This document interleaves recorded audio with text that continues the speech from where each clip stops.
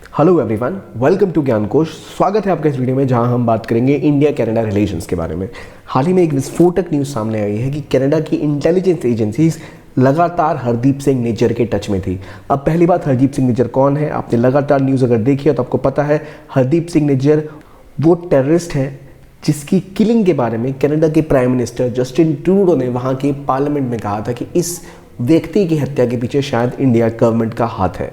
और उस व्यक्ति ने लगातार कनाडा की इंटेलिजेंस एजेंसी के साथ मीटिंग जारी रखी। यहाँ तक कि ये जो इल्ज़ाम है कोई और नहीं लगा रहा, ये खुद उनके बेटे बलराज सिंह निज्जर ने कहा है कि हरदीप सिंह निज्जर की लगातार मीटिंग्स हुआ करती थी कनाडा की इंटेलिजेंस एजेंसीज के साथ। और यहाँ तक कि उनके मरने के एक हफ्ते पहले और मरने के एक हफ्ते बाद भी मीटिंग्स का सिलसिला जारी रहने वाला था निज्जर और कनाडा की पुलिस और कनाडा की सीक्रेट सर्विसेज के बीच में। अब ये कुछ चीज़ें साबित करता है कि पहला, क्या कनाडा की पुलिस, कनाडा की जो इंटेलिजेंस एजेंसीज है ये लगातार उनसे संपर्क साधे हुए थी, जबकि इंडिया की जो इन्वेस्टिगेशन एजेंसी है NIA, इन्होंने डोजियर भी भेजा था कनाडा को और लगातार ये कंप्लेन भी की थी किसी भी तरह की कोई भी सूचना अगर उन्हें मिले तो वो दे। और यहाँ तक कि निज्जर को एक्सट्रेडिट करने की, उनको इंडिया में वापस भेजने की बात भी पुलिस द्वारा की गई थी, लेकिन कनाडा की सरकार ने, वहाँ की पुलिस ने और इंटेलिजेंस ने कोई भी सपोर्ट नहीं दिखाया। उसके बाद जब ये किलिंग हुई है लगातार न्यूज़ में रह रही है, और जबकि उसके तुरंत बाद कुछ गैंगस्टर्स ने वहाँ और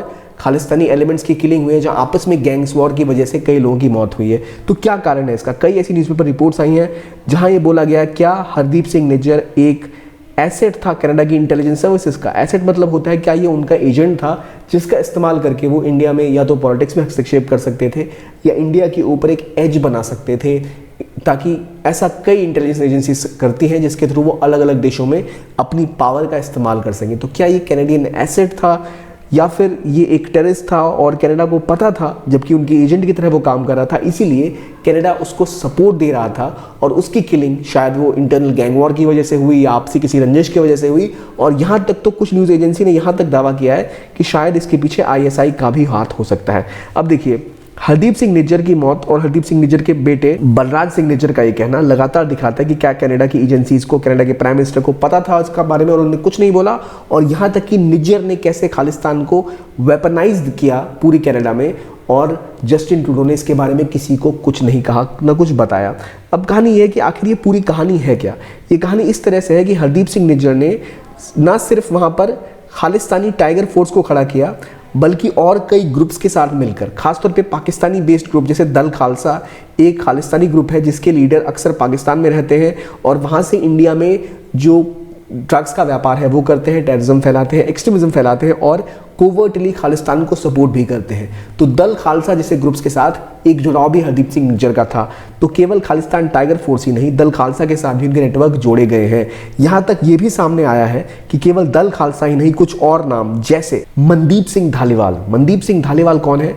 तो मनदीप सिंह धालीवाल लुधियाना से एक व्यक्ति था जो कनाडा गया।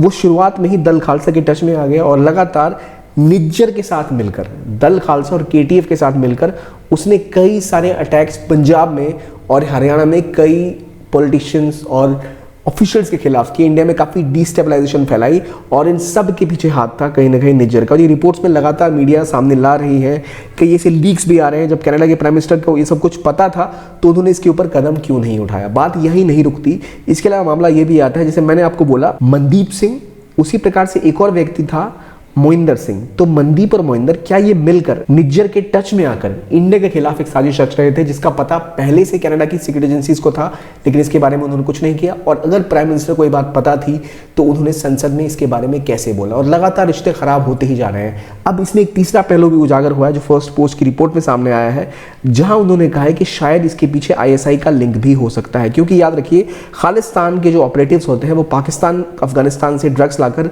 किसी तरह पाकिस्तान, पंजाब में सप्लाई करते हैं, जिससे वहां बहुत ज़्यादा ड्रग्स का व्यापार फैल गया है। और इसके पीछे 3 नाम सामने आ रहे हैं, राहत राव, कियानी और एक तो बहुत ही फेमस व्यक्ति पन्नू। राहत राव और तारिक कियानी दोनों ही ISI के एजेंट कहे जाते हैं। ISI के प्लांट हैं जो कनाडा में ऑपरेट करते हैं। कहा यह जा रहा है कि शायद ये दो जो ISI के ऑपरेटेड हैं, राहत राव और कियानी, इन्होंने पन्नू के साथ मिलकर कोशिश की कि जो भी पूरे कनाडा और वहाँ के रूट के वाया पंजाब और बाकी के रीजन्स में खालिस्तान के ऑपरेटिव्स के थ्रू जो एक ड्रग्स का व्यापार फैला हुआ है, क्या उसको कंट्रोल करने के लिए उन्होंने ये एक ट्रैप बिछाया जिसके अंदर इनकी मृत्यु हो गई और ये जो पूरा एरिया है ये पूरा का पूरा इन 3 लोगों के कंट्रोल में आ गया, आईएसआई और पन्नू के। या फिर ये भी स्टेप हो सकता है जो आईएसआई द्वारा लिया गया है ताकि इंडिया के खिलाफ और इंडिया की इंटेलिजेंस एजेंसी के खिलाफ दुनिया में एक बुरा नाम प्रचारित किया जाए और जिससे वो और सख्ते में आ जाए। इन सब को देखते हुए लगातार कई सारी रिपोर्ट्स और कॉन्स्पिरेसी थ्योरीज भी सामने आ रही हैं। हालांकि जो ये बात मैंने उनको बताई ये फर्स्ट पोस्ट ने ऐसा अपनी रिपोर्ट में कहा है, लेकिन इसके भी पुख्ता कोई बोला नहीं गया इसके बारे में क्या ये सच्चाई है या नहीं। लेकिन इसके अलावा एक और चीज़ जो सामने आ रही है कि अगर ये सब झूठ होता तो जिस तरह से इंडिया के इंटेलिजेंस एजेंसीज ने अपना रुख इख्तियार किया है वो वैसा रुख नहीं इख्तियार करते।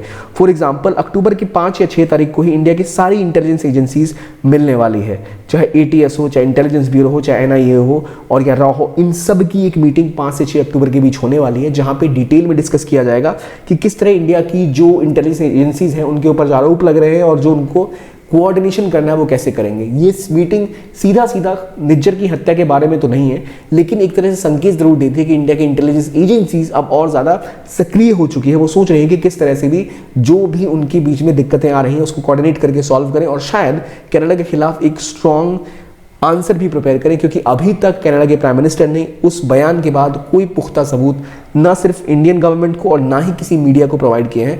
तो ये सवाल उठाता है खुद ब खुद कि जस्टिन ट्रूडो का जो बयान है क्या वो जल्दबाजी में लिया गया एक बयान था जो वहाँ की डोमेस्टिक पॉलिटिक्स में उनको फ़ायदा पहुँचाने के लिए था और निज्जर असल में एक कनाडा का ही एजेंट था या कनाडा का ही एक एसेट था या फिर शायद इसमें ISI भी इन्वॉल्व हो। आगे जैसे जैसे ये न्यूज़ डेवलप होगी हम आपके सामने और इसके पहलू रखते जाएंगे। देखने के लिए बहुत बहुत धन्यवाद। Keep on watching Gyankosh and have a nice day.